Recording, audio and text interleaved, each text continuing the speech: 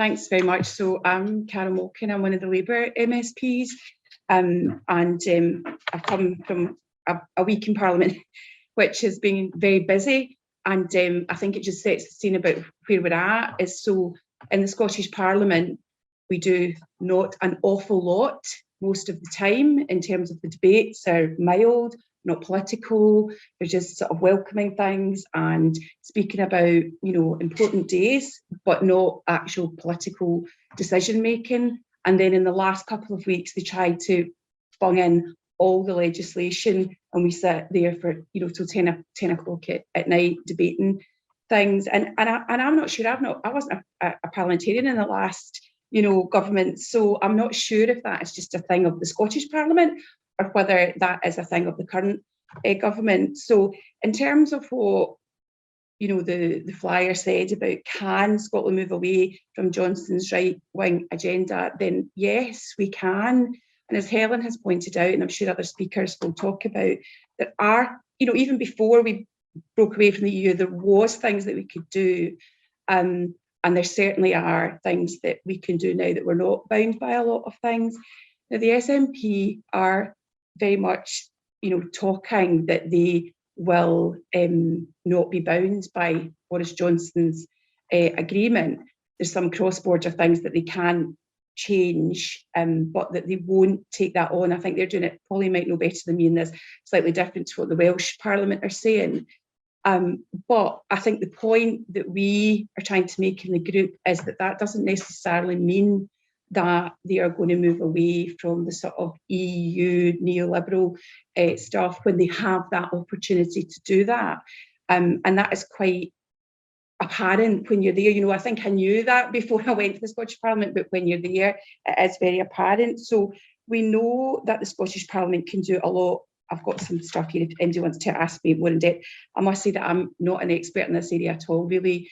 People like Richard Leonard and Katie Clark, Paul Sweeney, they're all, very good on these. So please, if you need some further information that's much more detailed, much more forensic, I think Katie in particular is very, very good on this stuff. But so they have the ability to look particularly at land, transport, procurement around local authority, which we know there has been very good examples from, but that has not been pushed and distributed out across the local authorities.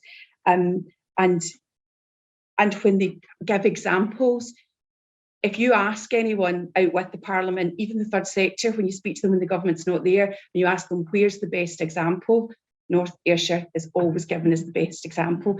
If you hear them talk in the Scottish Parliament, they don't talk about North Ayrshire because the stuff that North Ayrshire did is actually what we want to do. And I describe it, Helen's given me this term, as sweeties. They throw some sweeties at some patches across Scotland, but don't actually then follow up and make it work. So I don't want to take up too much of people's time, but I was just talking to Frida there, and I think one of the key things that maybe people will not realise is they have all the votes in the Parliament. The way the voting system works with the Scottish Greens and the SNP is really difficult for us to break through and get any votes. And the backbenchers are absolutely not political at all. There is no politics discussed in that Parliament unless a number of certain Labour MSPs get up and speak, and that is a problem for Scotland. No matter what side of the debate you are on, it is a problem that we have backbenchers who will not stand up to the front bench. And being in the Parliament, you see that very, very clearly, and that is a real problem for us. I think probably I always try to finish on what can we do, and I think there are things that we can do. The reality is the Parliament doesn't do a huge lot. But at times when there's bills coming through, we can push through amendments. We can put pressure on the committees if we get the right evidence into the committees. And there's a petitions committee as well, which I think we could probably make more use of. And so I would encourage people in this room to think about how they might help some of the MSPs that are very keen to get some changes made on those issues. And the next big bill is National Care Service. Okay.